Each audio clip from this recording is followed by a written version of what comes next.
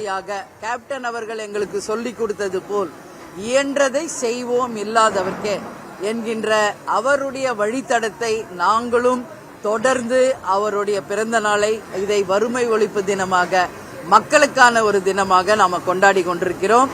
நேற்று பல்வேறு நலத்திட்ட உதவிகள் இதே தலைமை அலுவலகத்தில் பல்வேறு தரப்பட்ட மக்களுக்கு தரப்பட்டது.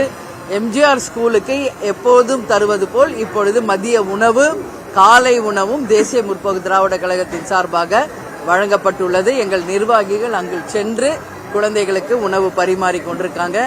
இங்க உள்ள நான் வெஜிடேரியன் 4000 பேருக்கும், வெளியே ஆஸ் யூசுவல் வெஜிடேரியன் ஒரு 6000 பேருக்கும் 10,000 பேருக்கு இன்னைக்கு தலைமை கழகத்தில் அன்னதானம் நடக்குது. இது மாதிரி தமிழ்நாடு முழுக்க எல்லா பட்டி தொட்டி எல்லாம் கேப்டனுடைய புகைப்படம் வைத்து பாடல்கள் ஒலித்து அன்னதானம், மறுபடியும் ஸ்கூல் பிள்ளைங்களுக்கு பாட புத்தகங்கள், பல்வேறு நலத்திட்ட புடவை தர்றது, வேஷ்டி தர்றது, வீட்டுக்கு தேவையானது, இந்த மாதிரி பல்வேறு உதவிகளை இன்னைக்கு செய்து கொண்டிருக்காங்க.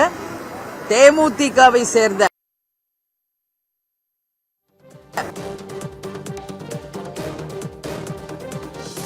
சார்பு அணி நிர்வாகிகள் எல்லாருக்கும் கேப்டன் பிறந்தநாள் வாழ்த்துக்களை தெரிவித்து இயன்றதை செய்வோம் இல்லாதவரை மிக சிறப்பாக கொண்டாடும் அனைவருக்கும் வாழ்த்துக்களை நாங்கள் தெரிவித்துக் கொள்கிறோம். நீங்க கேள்வி கேளுங்க. அதே மாதிரிங்க உங்க எல்லாருக்கும் நான் எல்லா மீட்டிங்லயும் எல்லா பிரஸ் மீட்லயும் சொல்றதுதான், உள்ளம் தேடி இல்லம் நாடி, அதே போல மக்களை தேடி மக்கள் தலைவர் ரத யாத்திரை இப்போ இலங்கை வாழ் தமிழர்களால் தலைவர் அவர்களுக்கு பரிசாக தரப்பட்டது. இன்றைக்கு இங்க நம்ம தலைமை அலுவலகத்தில் வச்சிருக்கோம். தமிழ்நாடு முழுக்க முதல் கட்ட பயணம் முடிஞ்சிருக்குங்க. 2ஆம் கட்ட பயணம் வெகு விரைவில் நாங்கள் அறிவிக்க இருக்கிறோம். இன்றைக்கு உங்களுக்கு எல்லாம் கேப்டன் பிறந்தநாளை முன்னிட்டு ஒரு அறிவிப்பு. ஜனவரி 9ஆம் தேதி கடலூரில் தேசிய முற்போக்கு திராவிட கழகத்தினுடைய மாநாடு நடக்க இருக்கிறது. இந்த மாநாடுல எல்லாரும் வந்து கலந்து கொள்ள வேண்டும் என்று கேப்டன் சார்பாகவும் தலைமை கழகத்தின் சார்பாகவும் நாங்கள் கேட்டுக்கொள்கிறோம். இது QR கோட். இந்த QR கோட் நீங்க ஸ்கேன் பண்ணீங்கனாலே லொகேஷன், அட்ரஸ், எந்த இடத்துல மாநாடு நடக்குது அப்படிங்கிற எல்லாமே உங்களுக்கு தெளிவாக டீடைல்ஸ் வந்துடும். இது எல்லா பிரஸுக்கும் இப்ப நாங்க தர இருக்கிறோம். எனவே இது நீங்க ஈஸியா ஐடென்டிஃபை பண்ண முடியும் அப்படின்றது இந்த நேரத்தில் நான் தெரிவிச்சுக்கிறேன். ஜனவரி 9 மாநாடு கடலூர்ல நிச்சயமாக மிகப்பெரிய ஒரு மக்கள் போற்றக்கூடிய விரும்பக்கூடிய ஒரு மாபெரும் வெற்றி மாநாடாக அமைய போகிறது என்பது உங்களுக்கு சொல்றேன்.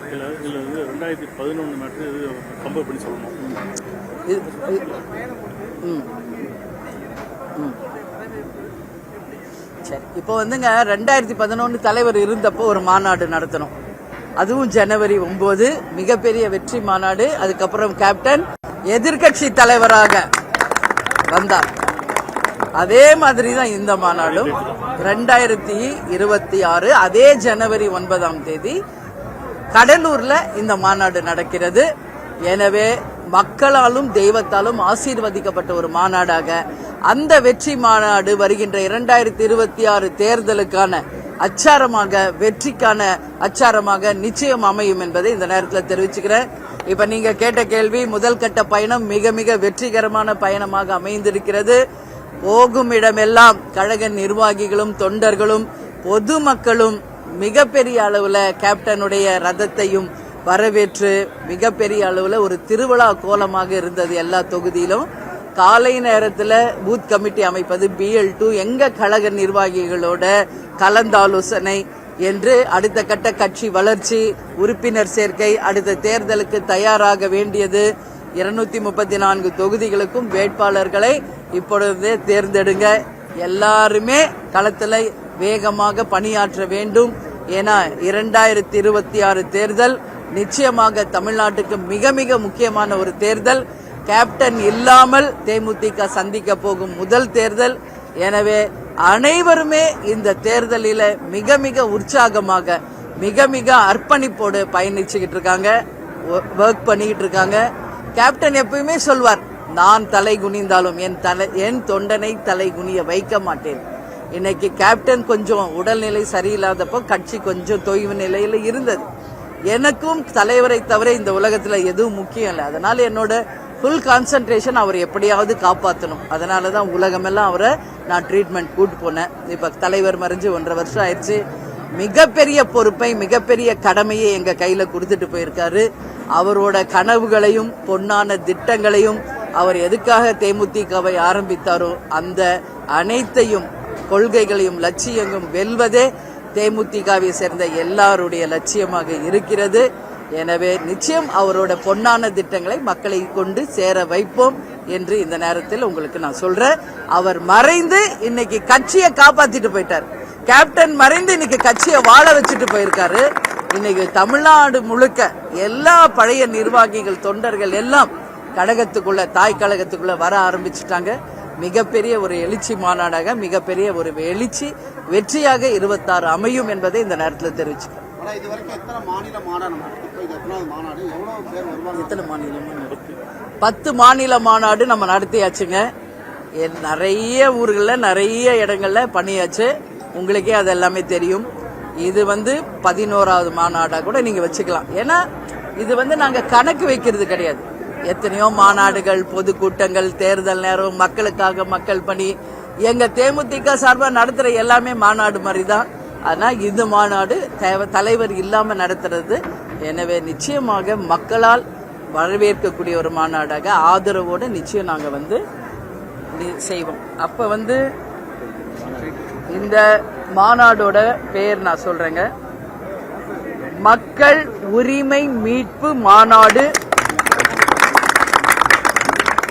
2.0.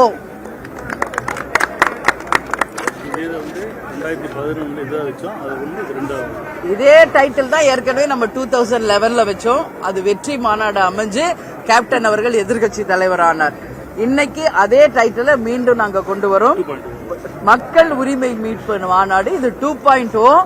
அதே நேரத்தில் என்ன நான் சொல்றேன்னா, இன்றையிலிருந்தே கவுண்ட் டவுன் ஸ்டார்ட் ஆயிடுச்சு.